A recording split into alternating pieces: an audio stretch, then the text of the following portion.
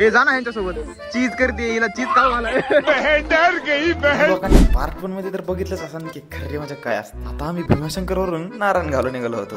भीमाशंकरचा घाट उतरताना असले भारी नजारा दिसत होते ना भावांनो. आता थोडं लेट का होईना आम्हाला जे MRTचं दर्शन मात्र झालंच. आमच्या MIT कॉलेजने इतका रट्टून खर्च करून आम्हाला इकडे आणलंय काहीतरी ज्ञान घ्यायला. पण पोरांचं वेगळंच काहीतरी चालू असतं. GMRTचं नॉलेज घ्यायचं सोडून लेकरांचा फोटोशूट चालू झाला. पण तुम्ही काय बी म्हणा फोटो लय गड घालेत बघा. आमचा आद्या तर गुरांमध्ये चिरला डायरेक्ट फोटो काढा. कोणाचं काय तर कोणाचं काय. आता सगळ्या भावांचा फोटोशूट झाल्यावर पोरं म्हणले चला GMRT बद्दल नॉलेज घ्या. काय पोरांना ते आवडलं पण काय काय पोरांना काय ते आवडलं नाही. माझा एकच प्रश्न आहे की आम्हाला जेवायला कुठे देणार. सर इन्फॉर्मेशन द्यायले आणि इकडे बघा ह्या मॅडमला भूक लागली. तर भूक सगळ्यांना लागला होता बरं. कारण आता पार 4 वाजले होते. तिथून सानप सरांनी आमची बस डायरेक्ट हॉटेलवर नेली आणि म्हणाले कटाळूच तर खा. हे ऐकल्यावर काय पोरं गप बसते. सगळ्यांनी निदान का त्याला चालू केलं.